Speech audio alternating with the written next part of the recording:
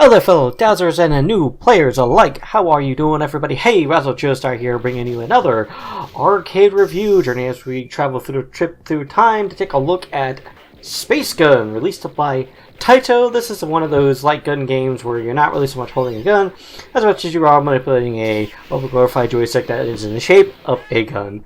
And this is one I actually kind of like. I don't play it a lot, but I am fond of it. I do find myself coming back to it every now and then. The premise of the game is very simple. A distress beacon goes out on a space station, and you, along with the player 2, if they dare to travel with you, go onto a spaceship to investigate and have to blast away a bunch of evil aliens and save as many hostages as you can. Do that with various means. Of course, you've got your regular laser cannon that you can fire, but then you've also got other power-ups that you can get. Well, you do actually start off with a stock of these. You've got like a slicer gun, you've got a ice gun, a fireball gun. It's actually pretty cool. And of course, these are power-ups, you can gain more of them. And interestingly enough, you actually don't start off with an on-screen cursor. You have to get a scope power-up to get a cursor online to actually see where you're pointing your gun, unless you're playing with MAME and you're using a cursor already on screen, of course. But I think another thing that's cool about Space Gun is not just the theme, and how it really does a good job of kind of giving you that creepy, horror-esque feeling where, you know, enemies are just moments away from coming out of the corridors and coming at you.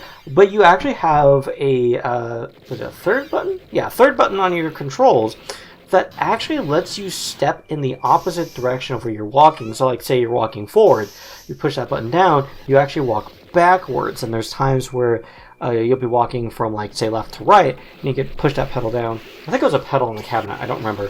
But you push that button down, and then you'll start moving to the right, which could be good if you're trying to grab some goodies, or if you're quick enough with your reactions, you can kind of almost dodge enemy attacks using that as well. Something you don't really see too often in games like this. And there are times where you have alternating paths where you get to select where you're going to go in the level. Now, like most of these types of light gun games, it does get pretty punishing at first. It's really not too much to handle, but as you get deeper into the game, it does feel like you've got a lot of guys on screen. I don't feel like it's as overwhelming in some games with the on-screen enemies as, like, say, Smash TV or Beastbusters, which we covered Beastbusters previously on here. One of my problems with that game was that you get so much things flying at you on screen, you die so quickly, you kind of just stop caring. I feel like with the power-ups that you're given, it kind of gives you a bit more of a fighting chance to get back at the aliens and kind of dig yourself out of holes when you get into it. Although, again, at the end of the game, it does get to be quite a bit much, but hey, at least it doesn't end on a sequel hook for a game that's not yet emulatable in name. We're talking, of course, of Beastbusters: A Second Nightmare. But getting back on track here, I think the creature designs are pretty nice. Some of them look a bit weird, but that's part and parcel when you're dealing with aliens in a setting from Japan. A couple cool things, too, to note about Space Gun is that you actually can get a couple different bad endings.